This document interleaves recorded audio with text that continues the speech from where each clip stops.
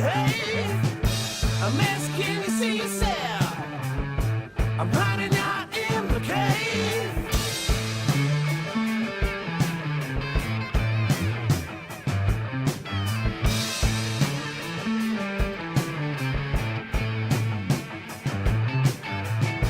I keep it to this lonely room.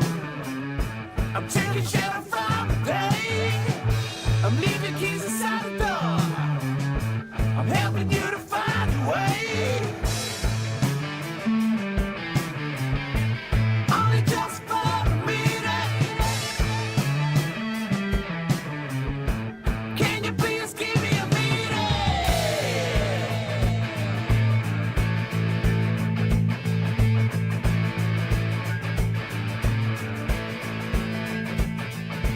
All of the same, you're all sides to the break of day.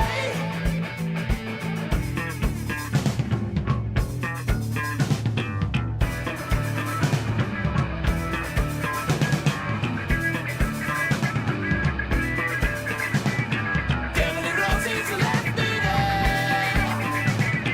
Loves me now, drives me there. Recognize that I'm a beginner. You're saying I'm happily a sinner. Yeah.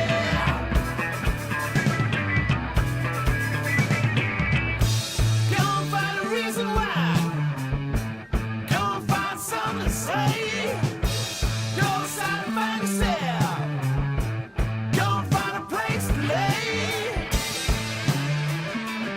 Happy fucking Friday, you animals. Welcome to the EWL Review Show. Oh yeah, you fucking made it. I don't know why you're sitting here, just listening to these crazy talented bands on this elusive Friday. But I'll tell you what, coming up shortly is a nude image of Fraz and, well, some more badass music. Joe Booe tonight. Drop your fucking tunes, you animals. The chat's right there. So take it out, mushroom stamp that share button, like the fuck out of the stream, and we're about to rock and roll here shortly. Sides to the break of day.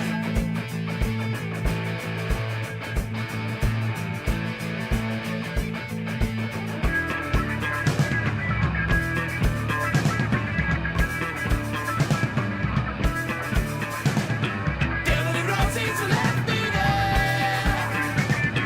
Loves me now, drives me there.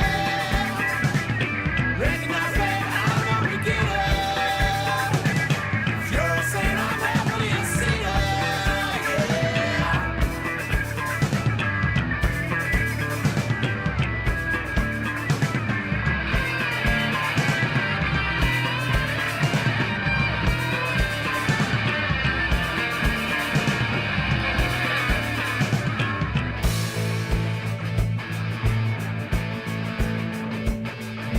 All of the same, you have the silence till the break of day.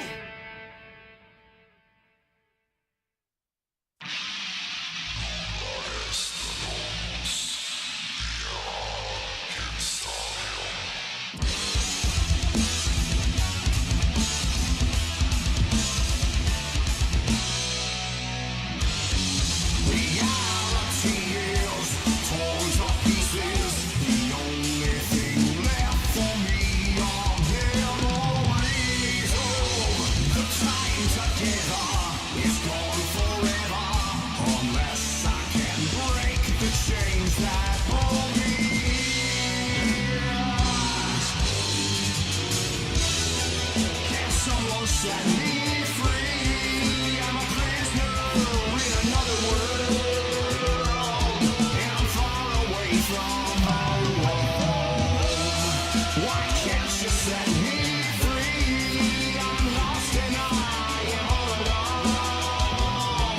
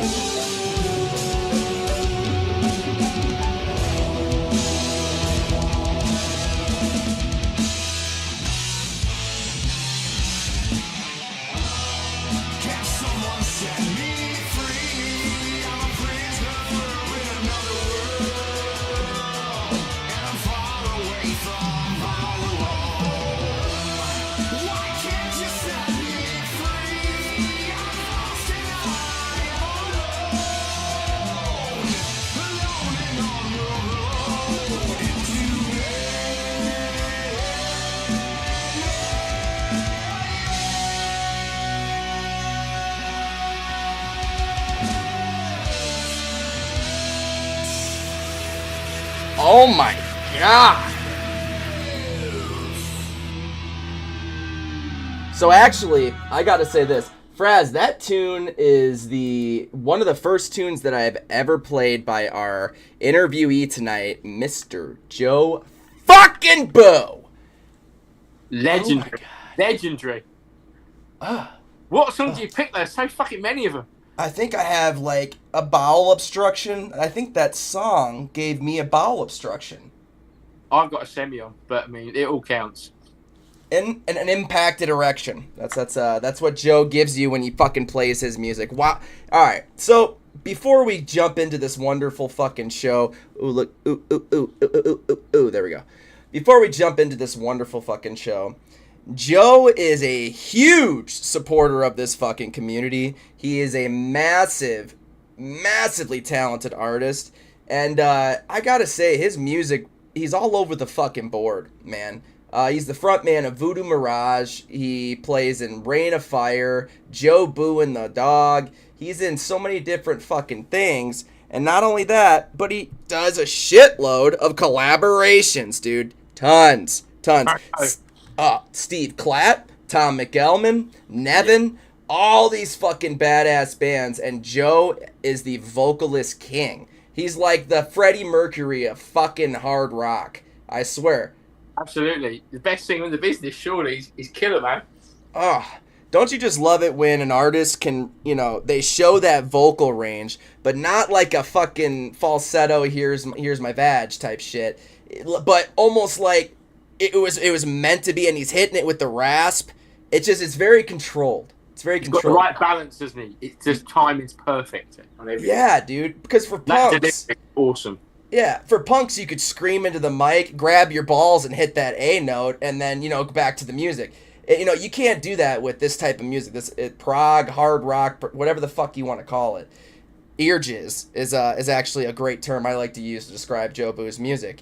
So, So, we are going to go ahead and play a tune from the chat. But, Andy, before we start, this month is Mental Health Awareness Month. And what that is, Andy, is a very, very, very overlooked diagnosis, issue, and problem here in the U.S. I don't know how it is over there, brother, but how about you enlighten us a little bit? Yeah, it's pretty much the same over here. But, I mean, what I think we should get the message out. If we've got any of our people struggling in that fucking audience, reach out to me and Tim. We're always fucking here. We'd be more disappointed if you felt that you couldn't reach out to us. So anyone struggling, you've got our details. Just message us privately. We've got your fucking backs, guys. Abso-fucking-lutely. We always do, man. We're all family in this shit. Because if you don't have a support system, you don't have somebody that you can go be a fucking weirdo with, then it's just... God, I don't know. It's a really sad, boring fucking life at that rate, I think, Andy. What do you think? I love being a weirdo every Friday night on the EWL Review Show. Fucking A right, dude. On this show, this is a show... Fuck yeah, dude. This is therapy. And which brings me to my little notion of mental health awareness. So, when I started this show, it was a very chaotic craziness. I had a motherfucking microphone zip-tied to a broomstick, Andy. That's what... You remember that shit? It was the most ghetto shit. I had a fucking... The camera was like a Nokia phone that I jailbroke into my fucking computer because I thought I was cool, and I looked like a 90s rectum in a skate park. It was, but whatever. It worked. That's the thing. That's right, Andy. And all I knew to tell myself, I told myself, I don't need to fucking, show everyone how high definition this, how amazing this, that. As long as you could hear the fucking music, and you could hear me, and you could see a faint, silhouette of a jackass dancing around, that's it. And when people saw that, suddenly the show exploded. And I wanted to make the show, Andy, not just about music, not just about reviews. I wanted to give a place for the outcasts, the losers, the quiet ones, the ones deemed unfit for society, like you and I. But we broke out of the padded room instead of them letting us out. Absolutely. Which brings me back to the story. I got a text, or excuse me, an email. It was an email. This was within, I would say we've been doing the show for about 7 months. Well, you know, I was still doing it alone. Didn't have Johnny or anybody with me. And I get this message, and he says, Tim, I want to thank you so much for the show, for playing my song. He's like, I had a plan to end myself. He's like, I was scrolling Facebook to pass the time by, but I did have a plan, and I'm fucked up in a pretty crazy way. But he said, as I was watching your show, because Andy, remember the shows used to be like 4 hours fucking long. Yeah. Because I couldn't stop. You know, I was like a fucking Adderall drunk animal, you know, going nuts. So he stayed and watched the whole show, and he said, Tim, I found myself watching your show, and I didn't do it. Instead, I smiled, and I found a place where I can be myself, say anything I want in the comments section, say anything I want to you, and I won't be judged in a way that makes me feel uncomfortable or wrong. And I'm like, brother, well, you know, welcome to the community, welcome to the family. He's like, Tim, you know, I feel like for some people this is just a show, but for others, it's therapy. And I was like, God damn, man. All right, well, I'm just happy, you know, you're watching and you're okay. That motherfucker had his first kid. It was like, I think maybe 7 or 8 months after he sent that, which means his wife was pregnant at the time when he said that. So, you know, who knows? Who knows what would have happened if he never came across my fucking ass dancing on there. But all I could say is I didn't mean to do it, and all I want to do is help people. I know you, Andy, you want to do the same. We want to help the ones that need it most, right, brother? Absolutely we do. So cheers to everyone. Cheers. Fuck yeah, man. Have a good time. So, on punkinthecorn.com, you can go ahead and drop your links in that live chat. That live chat is what's going to allow me to play those links and to see them. So, go ahead and get your dick on over there, chesticles and all. But right now, how about we enjoy a newer song? This one, when I say newer, it's new to me, so whatever. But here we go. Andy, this is a cool tune. This is a fun one. These are from oh shit, I clicked the wrong one. All right, so yeah. What the fuck, man? I clicked the wrong one again. Son of a biscuit. All right, here we go. All right, here is Out of Order with their tune Stay With Me. Yep. Drop it like it's hot. Drop those links. Drop them now. I love you all. Andy, you're hot. Here we go. Rock and roll, motherfuckers. You keep on if you want, but I don't know what you say to make you feel like you don't have to go. All this last year, it's been rough. You say you want to leave, now you had enough. You pull your hair out, you scratch your arm. The things that make you laugh once now bringing along. I know you suffer from a rain. Sometimes feel like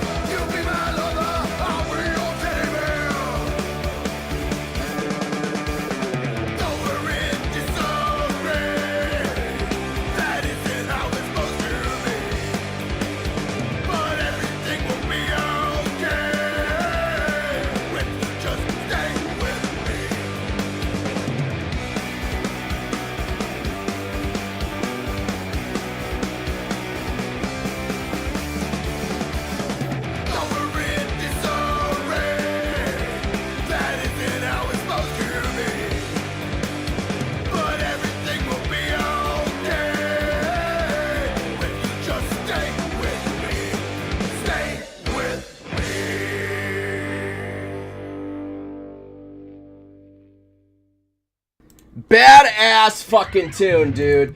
Badass tune. Andy, what do we think of that killer band Stay Out, brother? What a fucking way to open the show. It's fucking kick-ass, wasn't it? That fucking grabbed my bollocks and stuff. Dude, prostatitis and kidney stone. I'm just going to keep saying medical diagnosis until someone says, Tim, what the fuck is that? Anyone know what testicular torsion is? It doesn't sound pleasant. How about Peyronie's disease? Even worse. Peyronie's is when your pecker is actually bent at 60 degrees or more, and it won't go back to standing at attention. Nope. Oh. Broke dick. Oh, that doesn't sound nice. Actually, I have a story to tell you, Andy. Stay Out kind of put me in the mood for it. So this guy comes in, and he's like, hey, I think I broke my penis. And I said, well, let's, that's, okay. We're going to go get the doctor, and I will be right back. All right. And then we come in, and Andy, this guy's shit looked like a Slim Jim between your goddamn car seats. I mean, it was bent in half. And I said, brother, holy shit. What in the Chinese knot? What Boy Scout got a hold of your fucking shit and tied that shit up? Oh, dear. And you know what this doctor did? He pulls out... Oh, brother, he pulls out this medieval device. This thing is metal. It's fucking metal. He's like, so what we're going to do is throw this motherfucker in the traction, and we're going to pull the penis straight. And I'm like, oh, you're going to pull that fucking cock off. What do you mean you're going to pull it straight? There's going to be nothing left. Oh, my fucking gosh. Anyway, here's Burn You Alive by the Blanche Corinthians. Thanks for dropping your tune. And yeah, go ahead. I give you permission to tell that church, tell that story in church on Sunday school. It's a teaching lesson. Don't be a cock. Don't break your cock, because if you do, your cock may never come back, and it won't stop. Blanche Corinthians, Burn You Alive. Fuck you, shit corn. Love you all.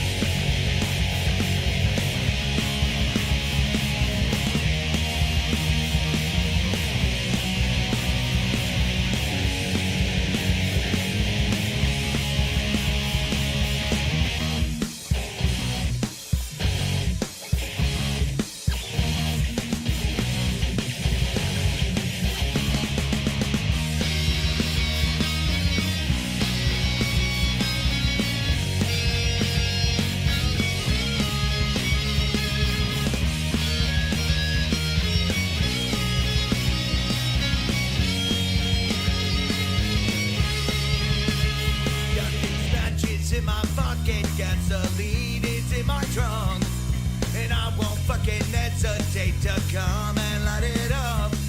But I could never do this unless I know you're inside. I don't wanna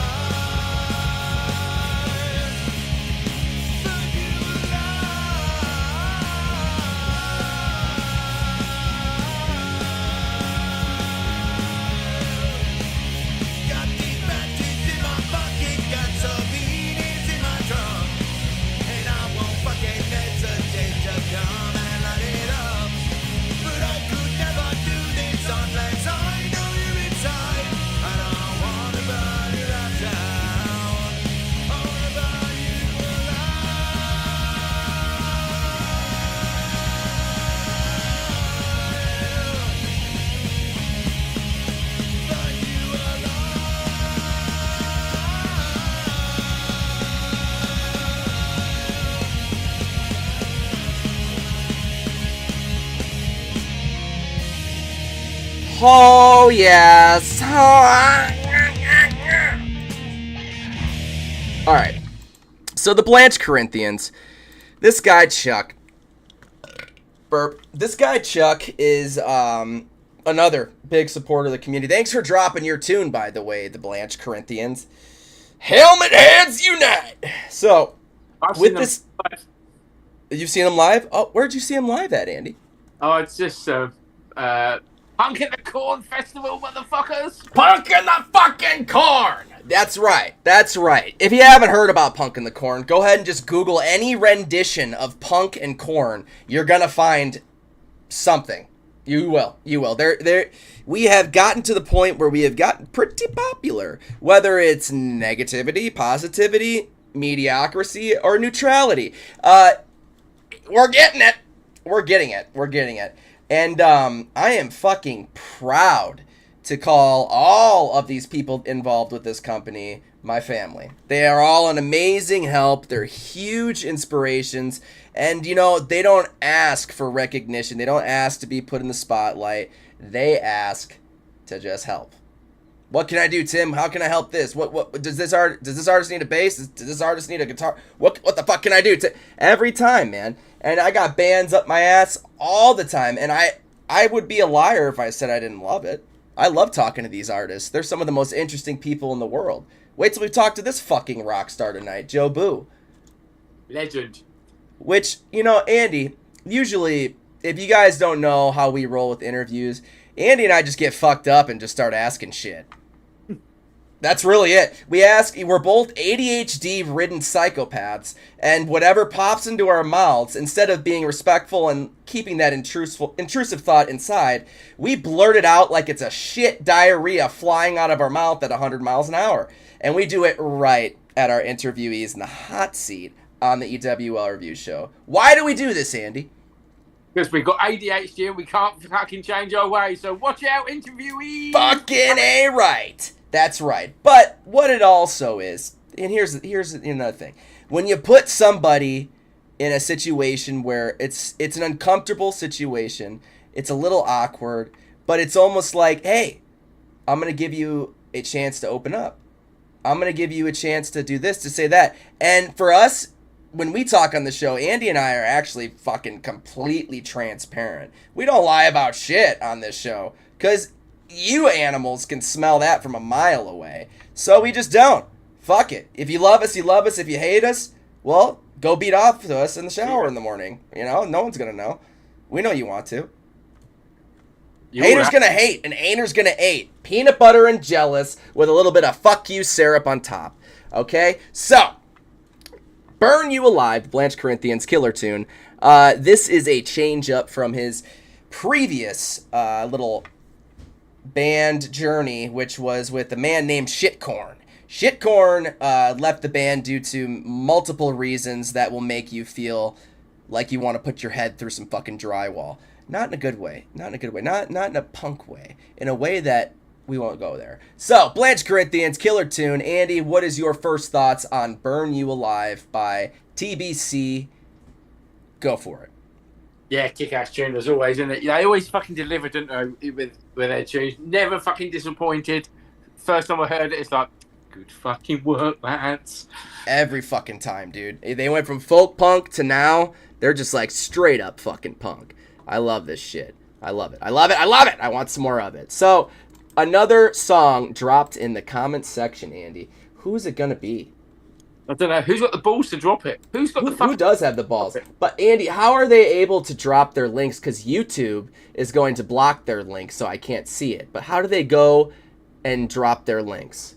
So you go in the Punk in the Corn website chat, and you drop it in there. You drop the tunes. Tim picks it up. He fucking plays it. He doesn't screen them. He just picks it to fucking drop the tunes. Yep. Easy. Too fucking easy. By the way, it's so easy. Here is the boys, Tungsten, and their tune, Suburbia. Oh, this is already going to be a fucking banger. Get some! Get some!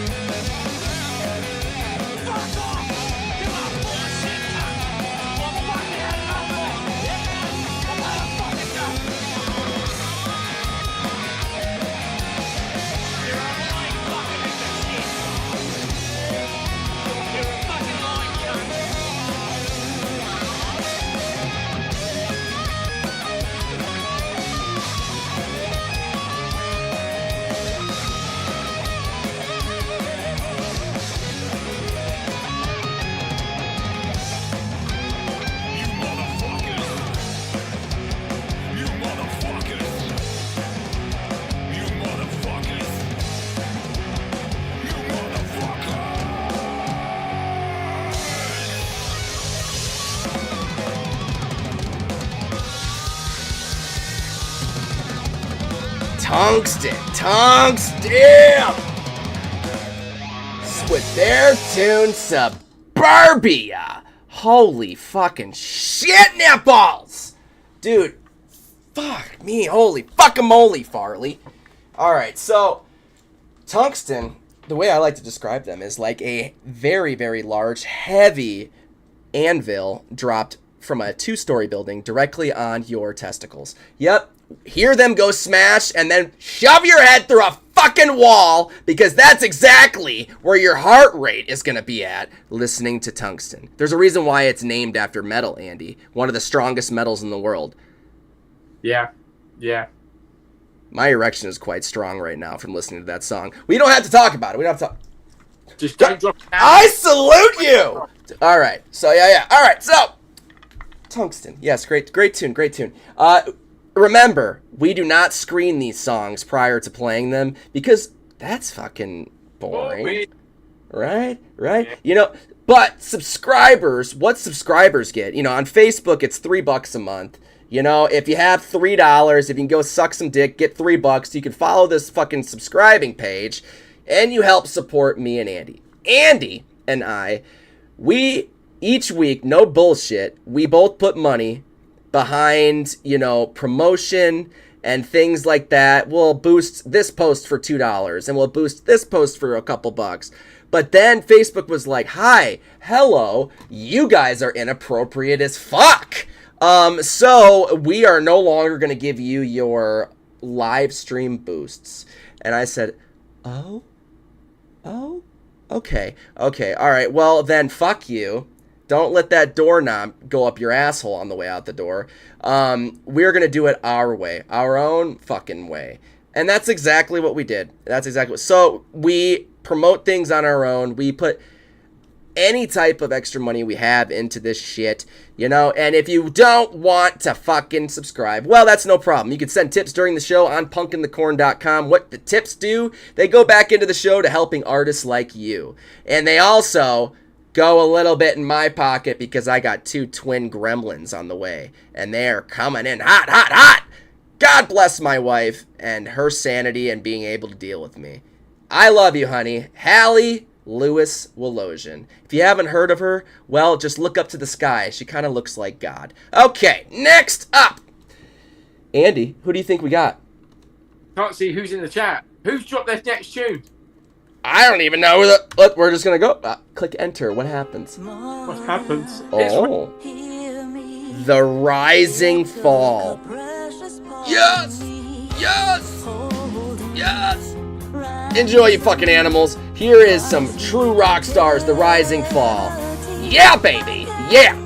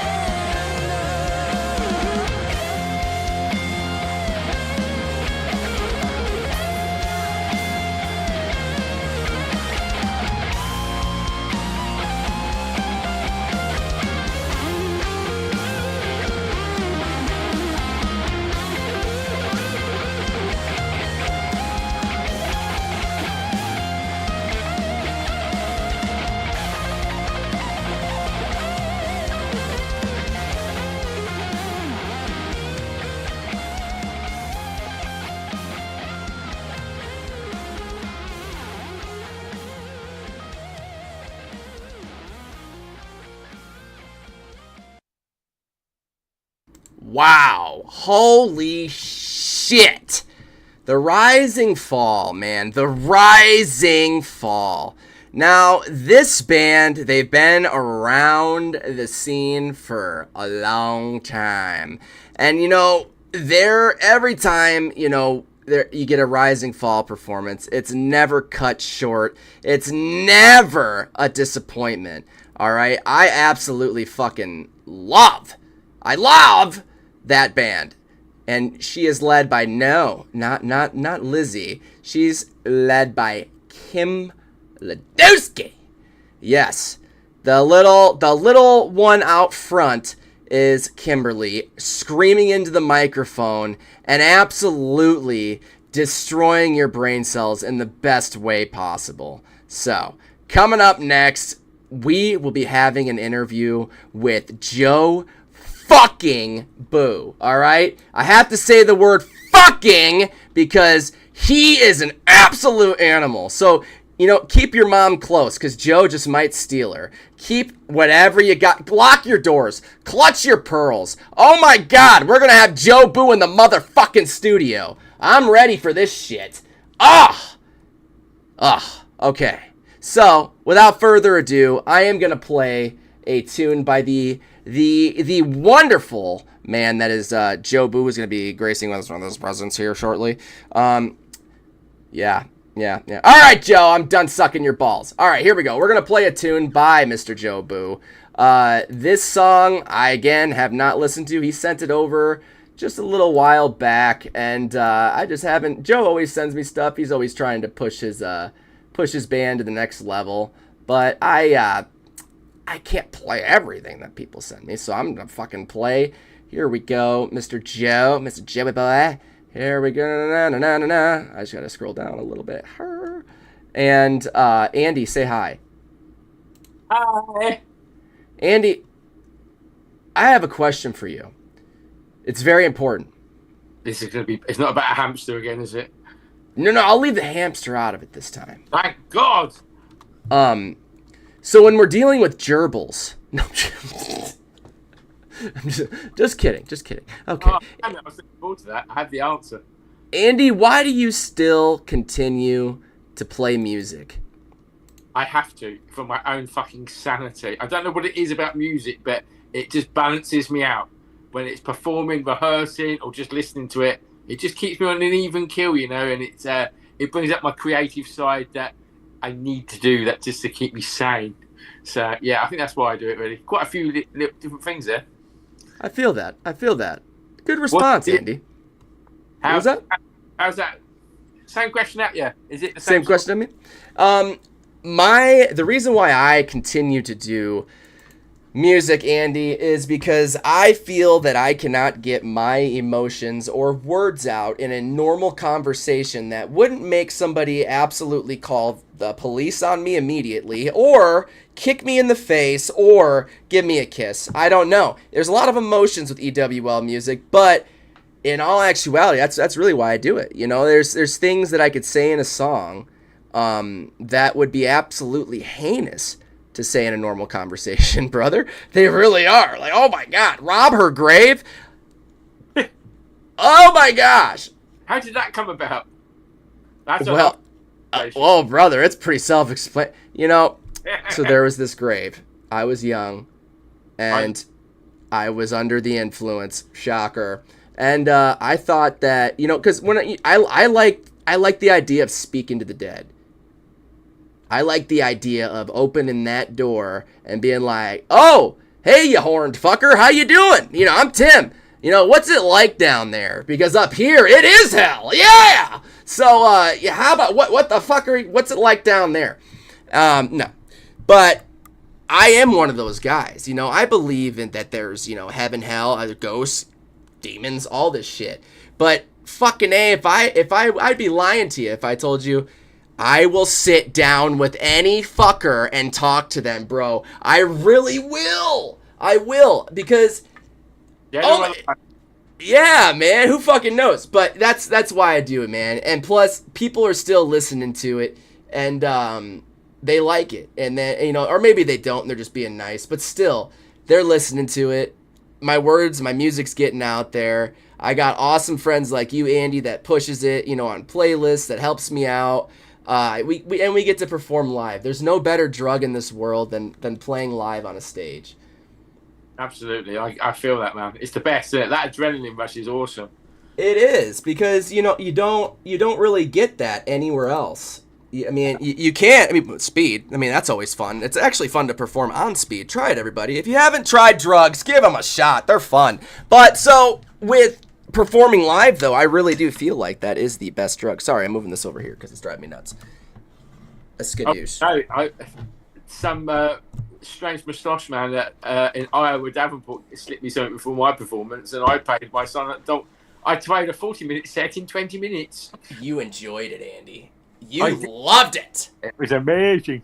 Oh, dude, but I wouldn't burp. I wouldn't fucking, give somebody to someone, then they're like, oh wait, no, I did do that. So what happened with that was I told this artist, this was at I'm not going to say what type of festival it was, but you guys can connect the dots, 1, holy shit, here's that. 1 + 1 = 2. All right, here we go. I told him, I said, brother, these are very strong. These are very, very fucking strong, okay? You cut the paper in half, okay? We cut the paper in half, and then you could take half of that half of paper. He looks at me and says, I'm experienced. And I was like, you are already fucked up. So you really shouldn't take this. And he's like, well, I'm going on stage in fucking, 3 hours. I'll be fine, man. Be out of my system by then. And I was like, no, it most definitely will not. Actually, you are going to be peaking at that time, sir. Hello? I was like, turn the volume down in your fucking head for a second, because those voices are getting loud. Hear mine! Don't do that! And he says, okay.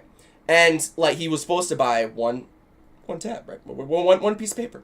And I don't sell shit with fuck that. I just, somebody brought it. There you go. I don't do that shit. Here you go. So, but inside that aluminum foil, the mysterious aluminum foil in the old man's shoe, there wasn't just one little piece of paper. There was 3. And he didn't know that. Oh, so let's go ahead and just take all of them, because we didn't know that it wasn't just fucking 1. No, it was 3. So 3 hours. 3 hours go by. Bing, bang, boom. He's talking to a fucking tree, Andy. This is the shit behind the scenes at Punk in the Corner. I go up to this artist and I put my arm around. I said, "What are we telling Mr. Oak over here? What's going on? Are the leaves rustling?" He says, "Tim, I'm having a very important conversation right now." And I said, "Brother, you go on in 5 minutes. Your band is currently on stage, waiting for you. Life is a breeze, Tim, just like the leaves on this tree.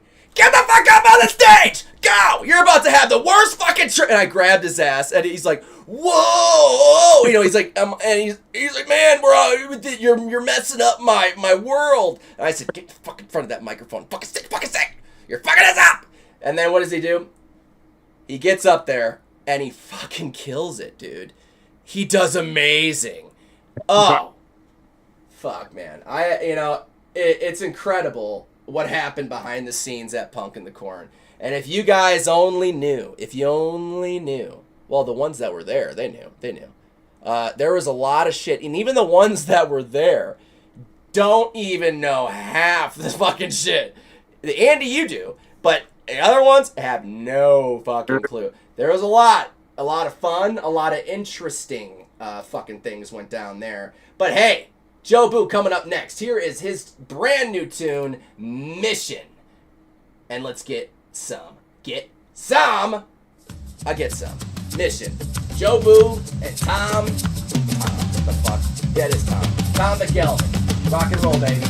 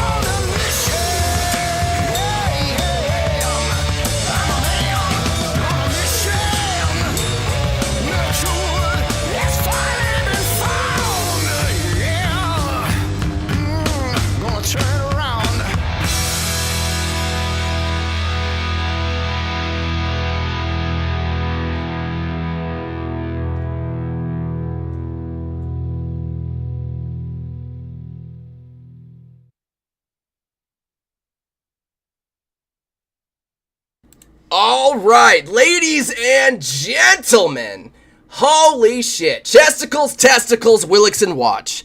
You are about to witness a badass interview with Joe fucking Booe! Yes! Oh, Andy, give me a hoo-yah! Hoo-yah! Fucking A right! Oh, Joe... Witness the second coming on tonight's show, ladies and gentlemen. That's true, dude. That's true. This guy, Joe, actually tell us where you are right now, brother. I'm at the fire station. Fucking fire station. And what is a typical day like in the life of Joe Booe? Well, fortunately, I'm at a vacation station. I'm at a quiet station, so I'm working on music most days. Fucking, that's actually very good. That's very good. But when you do get a call, is it the little fucking, for when I work, as EMS, we got transports. You just take somebody to the fucking dialysis and you pick them up your little fucking taxi service. Do you get the emergency calls? Oh, yeah. We do medical calls. We do car accidents. We do fires. We do, you name it, hazmat, you name it. Anything. In fact, it should be called emergency services because we're not just a fire department. We do everything. It doesn't matter what the emergency is, unless it requires law enforcement, we're handling it. All right, dude. So yeah, you're fucking seeing a lot of different shit. Yeah, I did it 5 years and then got out, man. I couldn't hack it. The last year, it was a little too much. Just closed out my 19th year. Fuck! Gosh damn. I'd be crawling, Joe. Year 20, and I'm 61 years old, so. God damn. 61 years young, dude. He doesn't age. He just gets younger with experience. That's all he fucking gets. Jesus Christ. All right, Andy, I know you want to ask this rock star your first question. I just wanted to ask a little bit of his day job there. Go ahead. Yeah, so Joe, you do a lot of collaborations, and I presume you do a lot of long distance recording, don't you? So yeah. I was wondering, how do you keep that raw, high energy chemistry with the band when you're not actually physically in the same room? To me, it's no different than if you were doing a jam session in somebody's rehearsal space. I'm listening to the music. I got my headphones on, and it's a totally different approach now because back in the day we do jam sessions and I'd write while they were playing the music. So now I've got completed music, so I just listen to it over and over again. I'll listen to it while I'm driving. Personal training business besides the fire department. So when I'm driving from one session to the next, I'm listening to the next, whatever song I'm working on, and I listen to them at home. I listen to them at work, and so I'm writing and recording at the exact same time. In fact, a lot of these songs, I don't even have anything written yet. I just have the mic going. I'll hit record, and whatever comes out. So you just immerse yourself in it, don't you? By the sound of it. So you just wake up and just piss excellence. That's pretty much that's how that works. All right, fantastic. So many of these guys I'm working with are the best of the best. I mean, they're the fucking badass musicians. I'm working with Voodoo Mirage with Randy Nitch. I'm working with Justin Holforty from Storm Kingdom. I'm working with Tom McElman from Boo McElman. I love Tom. Oh, fucking badass.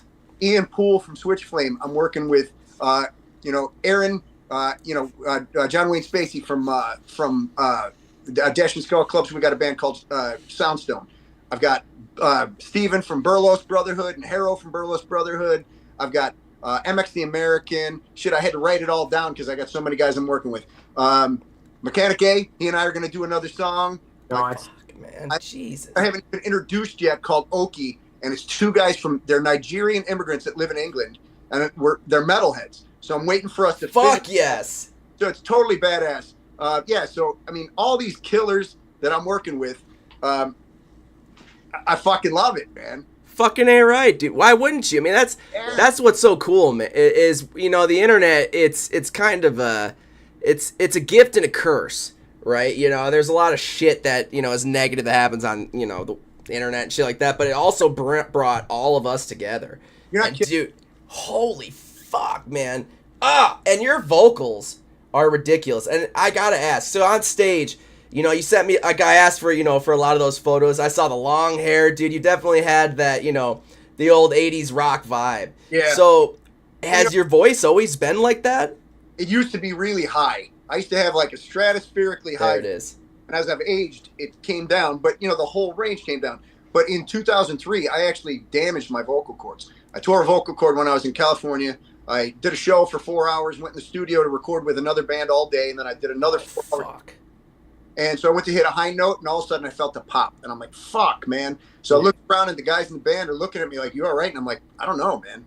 We finished the show, and it was rough, and it was right around the holidays. We were getting back together to work on our second album, and so now we're recording, and I'm singing, and it sounds like dog shit. I mean, I can't hit a note to save my life.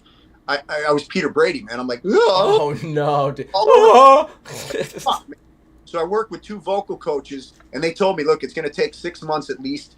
We don't know how much of your range you'll get back or where it's going to be, but it could be different. It may be lower, it may be higher, or you may have a shorter range. So the band didn't want to wait. That was 7 months when I was in California. So they didn't want to wait. They said, let's get back together, see how it sounds. Of course, it still sounded like shit. So they said, well, we think maybe we should get another singer in the interim. And if you get your voice back, then you got your job back. And I'm like, fuck you guys, man. Dude. Like I hated California. California is a fucking toilet. So it's a rough spot. Band, and then they fucked me, and I'm like, fuck you, I'm done. That's when I moved to Florida and became a fireman. And then a buddy of mine who was a drummer in an old band of mine, he lives here too, and he convinced me. He's like, dude, I want to start another band. I don't want anybody singing for me but you. And I told him, I said, look, I sound like shit. He said, I don't care. Then we'll sound like shit. But over time, got my voice back. Nice. That's all it takes, dude. It takes just a little bit of fucking support. I mean, God damn it. I always bring up the gatekeeping and shit like that, but which kind of slides into my next question here for you, Joe. During the beginning of Punk in the Corner, I booked a very controversial artist by the name of Michael Graves without doing my full homework sesh. I should have shoved a microscope up his ass, but I didn't. So I was going through a lot of fucking bullshit, and you knew because you were one of the first ones to reach out and be like, hey, bro, are you solid? Are you okay? And I was like, man, I'm good. I'm just trying to get through it. And it was a lot, but it was not just because of all the whatever threats or whatever the fuck you want to call them, but the just the political pull. I divided an entire scene into 2 spots. So I asked you, man, what should I do? And I want to ask you, what would you do in that situation of, high stress, you got your own big project, and there's a massive hump you got to get over now, and you either appease a majority of a population by saying, the right thing that they want to hear, but in your heart, it's like, what the fuck, man, this is fucking stupid. Right. Go ahead. Give me your part. Honestly, I think you did exactly the right thing. First, you were trying to expand the audience by introducing Michael Graves into the whole thing. Nobody knew that you were going to experience such backlash by everybody. So I think you did the most expedient thing that you could have done. You kind of laid it all out. You talked to him and said, look, this is what's going on. And if I remember correctly, didn't he back out because of all of it? Well, yes. Yeah. Behind the scenes, it was a mutual breakup, right? Yeah. It was like, that's pretty much what it was, because he knew right when he said, yeah, I am affiliated with them. He knew right when he said that was all right, bye-bye. Gotta sign you off. But the thing is, also behind the scenes, we paid him out, man. Yeah. I said, dude, this guy, he's still a fucking person. He relied on that money. So we got to pay him out the right way. And DC, he was like, yeah. He's like, actually, he's like, Tim, I was going to say that before you said it. He's like, that's how we roll. That's who we are. Treat him as a person first. Dude, you've done nothing but from the very beginning shown utter integrity with everything that you do, man. So you have to. That's why we've been buddies from the beginning. I can remember when I first got into the indie community. You were probably the first person I actually became friends with. And I mean, I was playing. I'm sorry. Punk band were totally different styles of music, and I'm like, dude, I love your shit. I love your music. I've always been a punk fan, and you're like, dude, I love your music. So we were supporting each other right from the get. We didn't know each other. We never met. We still haven't met each other in person. That's gonna happen. Oh, it's definitely happening. I mean, we've been buds since the beginning. Oh hell yeah, and you haven't changed up. No, the ones that stayed around, and what's wild is that I have friends who are Christian Catholic. I have friends who are Satanists. I have friends who are Democratic, and I have friends who are strong right-wing Republicans. But it's more of like, I mean, I don't really see any of them like that. I see them like, let's fucking chill out and smoke a joint, dude. Let's talk about some crazy shit. You know, what the fuck, man? Fucking rock and roll, man. Yeah, dude, like whatever happened to being chill? Fuck. Love and brotherhood and having Yes. fun and jamming and rocking the fuck out, partying and having a great time. Fucking A right, brother. Life's too short to, you know, dwell on the bullshit. Got to move on and have some fucking fun. God. Andy, go ahead. Joe, great response, by the way. Thanks, brother. Yeah, Joe. So you play a few different styles, especially when you're doing your collaborations, don't you? So is it? Do you? How do you look at the delivery of your vocal approach? Do you change? Is anything you change when you're changing genres at all? Oh, absolutely. And you know, almost all of it is dictated by the music. You know, it's predicated on how it sounds. If it's something that's more progressive rock or metal, then I'm going to be rangier. If it's something that's more befitting kind of a blues R&B thing, then I'm going to drop the register and I'm going to go deeper. Like the stuff that I do with Burles Band, with Burles Brotherhood. I'm doing a register stuff. I'm doing a little more bluesy stuff. When I work with Steve Klatt, it's progressive rock, so I'm rangy. When I work with Justin or even Voodoo Mirage, it's more of a rock delivery. You know, so and like with Tom McElman, he's got a lot of R&B foundation to his music. So like you guys played a little while ago, Mission, that's kind of got almost a Sammy Hagar meets you know, early hard rock, Montrose, you know, Ronnie Montrose kind of stuff, like when he was with Montrose. So when I heard, I'm like, this sounds to me almost like would be a Sammy Hagar song. So it was that's what I emulated in the vocal delivery. So it's all so dependent on the music. If whatever they send me, I let the music tell the story. I'm just the translator, and that's intonation, that's storyline, that's everything, that's range, whatever it is that fits. I try to give it. Yeah, no worries. But also, it must be fun for you, like playing different genres. It keeps it fresh, does it, for you? It is. It's a lot of fun. In fact, you know, like I did a new song that was just released like a month ago with Soundstone called Screaming in Colors. And it gave me a chance to try a totally different vocal approach, pretty much all falsetto, kind of high, pretty.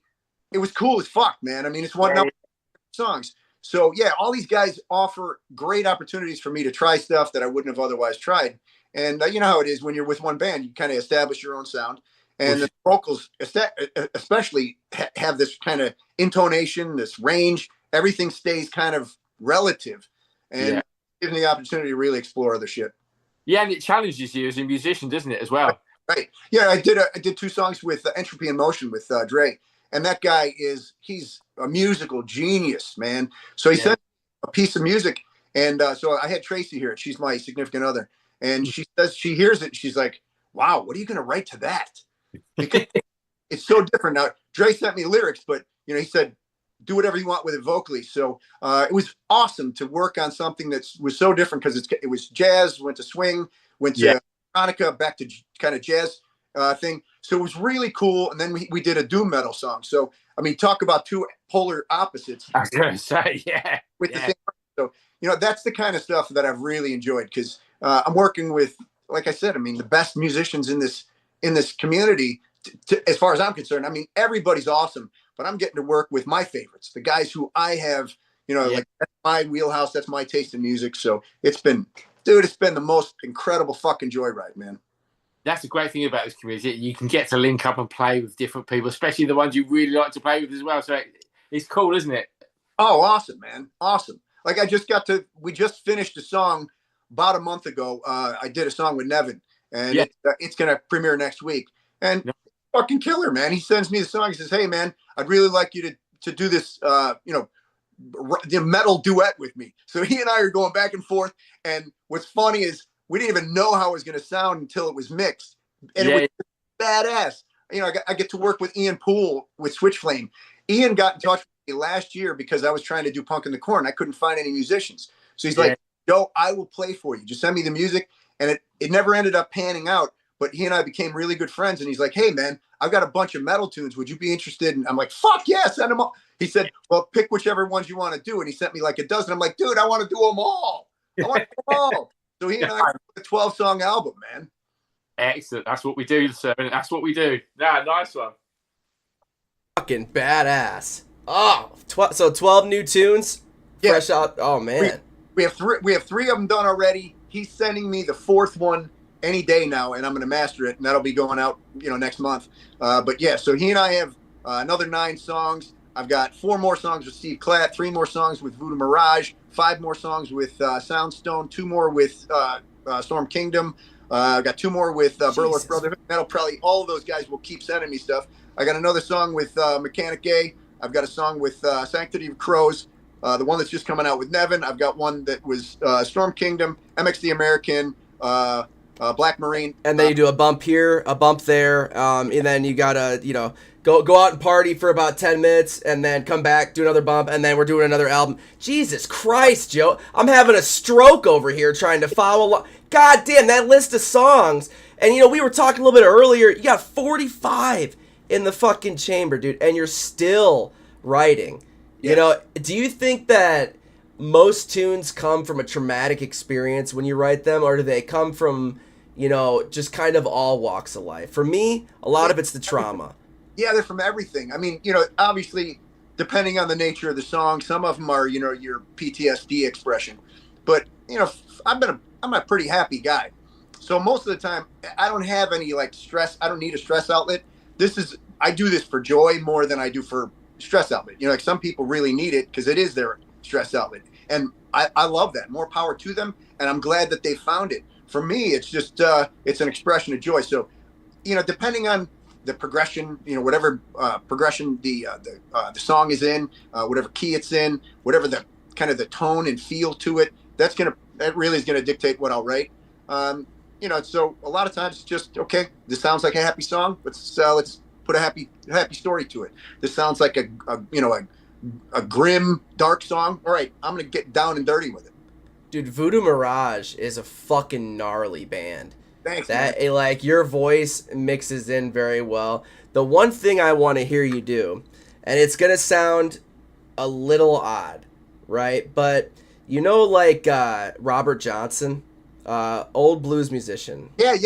He wrote the Crossroads. And then and then you have Joe Bonamassa. He's a incredible guitarist. Stevie Ray Vaughan, another. You see where I'm going with this? Yeah.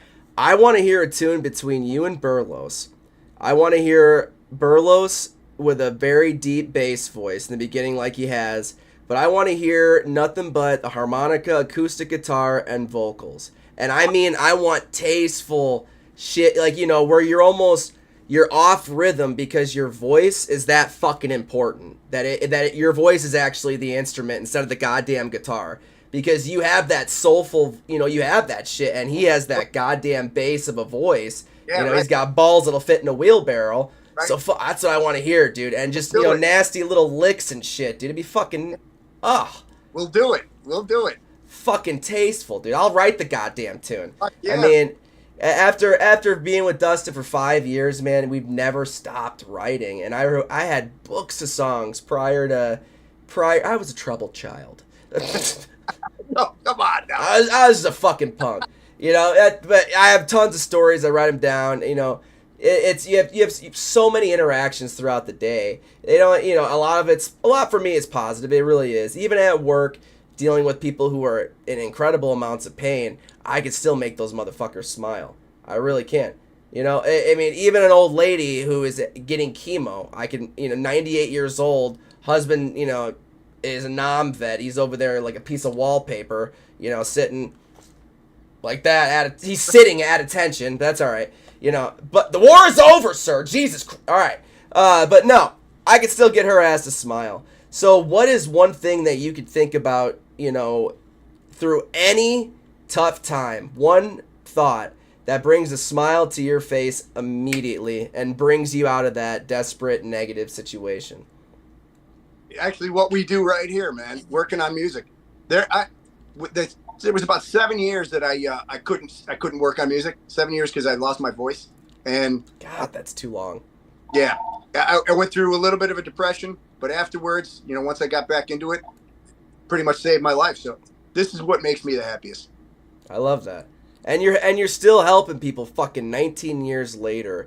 Yeah. It being Mental Health Awareness Month, what is something, I would say that is a tool for you to use besides music, Joey? Besides music, what's something that can get you through the day, through your job, man? You see a lot of tough shit. I mean, and you fight fires. You literally Muhammad Ali fires. So, how do you get through the day? Do you have a call? Sorry. Yeah, I do. Hang on one second. I got my You're good. chief calling me. Let me take this call real quick. I'll be right back. Yep, you're good. You're good. We're going to play a tune by Mr. Joe Booe here. All right. We are going to jump into, like I said earlier, I dig the Voodoo Mirage vibe. So how about we play a tune by Voodoo Mirage while Mr. Joe Booe goes to save a life and then comes back to finish this kick-ass fucking interview. So I have to type this shit in. Bear with me. Andy, go ahead and talk about that hamster, So I think it was my second interview on the EWL Review Show. And you know what Tim's like? He's a bit of a joker, a bit mischievous. We were talking sort of semi-normally for us. And all of a sudden, I think he gives me 3 options of who to have sex with. I can't remember all the options, but I know I picked the hamster. I don't know if that says more about Tim or me. You decide. Answers in the chat, and you win absolutely nothing. There you go. Yes. That was very good, Andy. Very, very good. Strange conversations, don't we, for us? But we're weird. We are weird. And you know what? It's okay to be weird. I love being weird. Normal's fucking boring. All you people listening right now, you're listening because you're unique. You're weird. Don't ever change who the fuck you are. And if someone tries to change you, well, slap them in the fucking grundle. Because you're perfect, baby. You're perfect. And you don't need to do what this song is about to tell you to do, which is realign. Because you're already aligned. But this is my favorite song by Voodoo Mirage. Enjoy.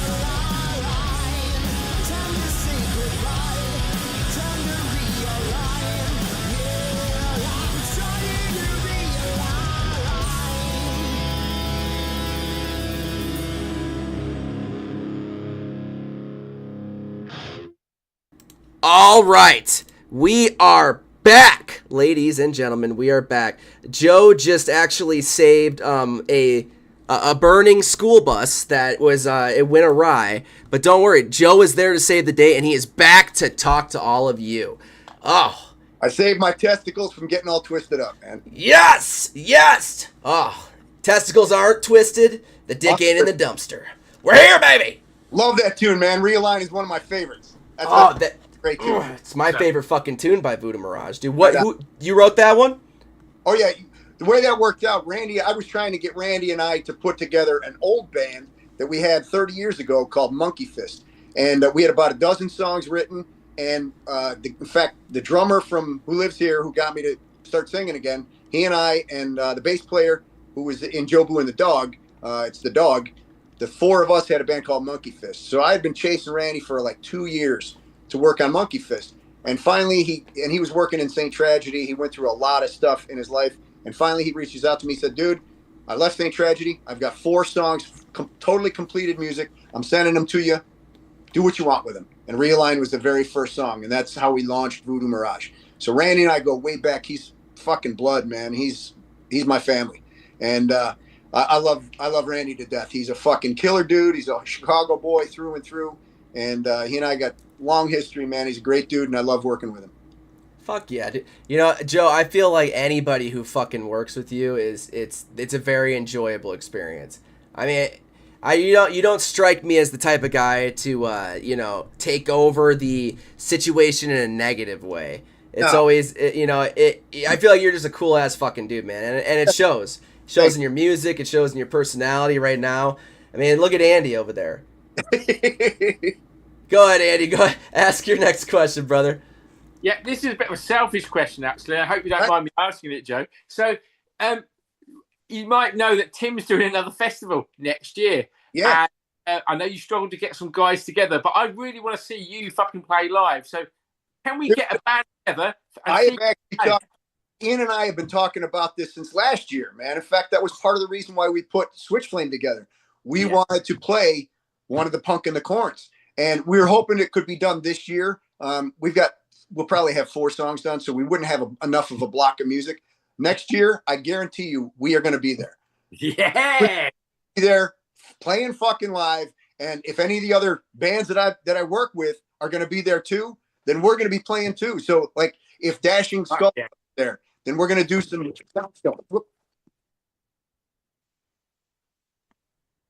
Joe literally stopped the video with his cock, dude. Did you see that? I know, it was outrageous. I saw that, dude. Broke his cock.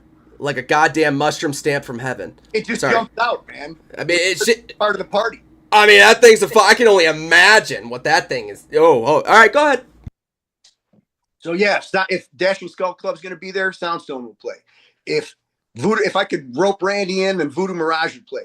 I will definitely go. I'm definitely going to be there next year, and it's going to be me and Ian because I know Trickshot's going to be there. So, and you haven't had a chance because Facebook, is dry dogging you. So actually, the festival it's off this year. Oh, it is? Yeah, due to the twins. I am, I got the twins on the way. Right. So, that might complicate a couple things if I'm trying to, talk to, fuck, man. I'm excited. I'm terrified. But this is also, it's challenging me not only as a new dad, but it's challenging me in a way to delegate and trust. Because I do have trust issues, right? But I'm not in a way where I'm like, no, dude, you're not going to fucking do that because you're going to do it wrong. It's in a way that, like, I don't want you to be professional. Like, when I told everybody that, my whole 4, buds who were helping me out with this shit, I was like, you guys, I don't want anybody to be professional. They saw the outline. They were like, this is professional as fuck, man. What the fuck? He's like, and you're telling us the exact opposite? I'm like, look. Because, like, before I brought them on, I talked to a bunch of suits. All this stuff. I wore the tie. I went in. I made sure the fucking rod was at least 75% up my ass before I walked into the building.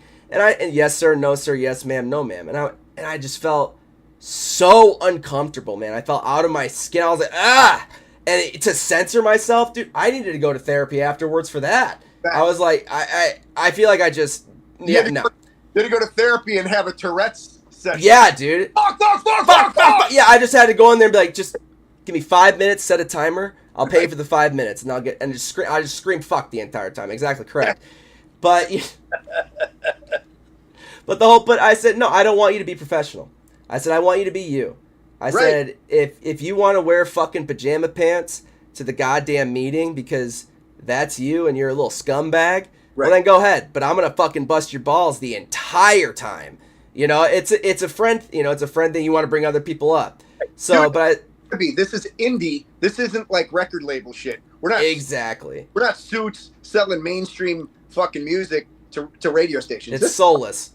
We're in the gutter. We do what the fuck we want to do. Nobody's gonna tell us what the fuck we do. That's how it should be. Exactly. You know, they don't want to help us. We'll do it on our fucking own. That's it. You know, and doing it on our own with 4 people was a nightmare. But you know, that's how I do meetings, man. I go into these meetings either with fucking bloody scrubs on from work, or I'm wearing my punk vest, my tight skinny jeans with my no ass, my chain, my knuckles on the inside, you know, brass knuckles on, and they look at me. Who are you here to see? I'm here to see, you know, the owner. Yeah, okay. Security. Right, he's here to shank somebody. Yeah, he's gonna fucking eat my ear. What is this? And then I go in there. I'm like, how you doing, man? I'm Tim Maloj. I'm president of Punk in the Corner LLC. And then usually they're like, yeah, man, I don't think we're gonna do it. You know, probably before I even get into the meeting. And then I'm like, okay. I was like, well, you know, thank you for your time. I'm gonna give you this flyer that you probably won't look at. And that's okay, but take a quick glance because I am in a corn outfit, and that's hilarious. And then he starts laughing. He looks down. And he's like, "What is this, dude?" You know. And then they'll usually look up and be like, "I'm actually a vet. I work in the medical field, and 60% of this shit is going to charity, man. We're helping a lot of fucking people. Do you want to help somebody, or are you another soulless prick?" Right. And, you know, and they look at, "What the fuck did you just call me?" You know, I was like, "I didn't call you a soulless prick. I said, are you going to be?" Soulless prick. There's a difference, sir. You know, do you have prostatitis, or is it, you know, or is your rectum just inflamed? Because mine is doing both currently. I mean, but yeah, you're honest. You bust balls, and you be honest. You be true. And man, recently I had a conversation with a priest. Okay, all right, this is where it gets interesting. I said fuck at least 47 times in that phone call. I just couldn't do. He called and he wants to do a show. Right on, man. He's like, we want to get the youth involved, and I said, I was like, you know, I have like a radio show. You've seen that on the website. He's like, oh yeah. He's like, we're not going to be playing that, you know. And I said, look, man, that's fine. I was like, I'm not going to control what these bands say, and I'm going to tell you right now, all of them, they are kick ass. They fucking sound amazing. But a lot of them are younger bands, and they like to party. I was like, you know, Father, I know you probably done a couple bumps back in your day, and that I'm doing the most disrespectful conversation to this guy, and I tell him at the end, I'm like, Father, I want to actually apologize for my language throughout this entire phone call. It's like, we're gonna do a show with you. We don't want to be paid anything. I'll handle all the promo, but you got to move those fucking pews out of the way because we're gonna mosh in a church. So I was like, can your floor hold it? He's like, oh, yes, it can hold it. And I was like, Father, I'm going to mosh with you. And then he starts laughing on the phone. He's like, I'm 73 years old, son. And I'm like, oh my fucking, you know, holy shit. And he's a Vietnam vet. Came back from the war instead of getting pissed off and trying to hurt whatever other people or hurt himself. He decided to go help people, join the ministry, you know, went to school for it and became a priest. Fucking crazy, man. But I know this fucker has some stories, and we are going to drink some, you know, blood of Christ there behind the scenes. We're going to get fucked up. It's going to be great. I'm going to get a priest fucked up. Will that take me to hell? Who knows? I don't know. Joe, you ever have to take a shit on stage while you're performing? Thank God, no. Oh. Thank God, no. That would be horrible, man. Oh, dude, I was turtle in our last performance. It was rough. Don't eat tacos, Andy. They smell great. They smell so good right before the show. Don't do it. Stick to speed before the performance so you don't get hungry. You know you're good. You do know who you're talking to. That's what I have for fucking breakfast, man. Andy will text me on a Tuesday. It'll be 6 p.m. here, Joe, and I'll be like, hey, Andy. And then I get the alphabet back. And then he said, sorry, mate, fucked up. It's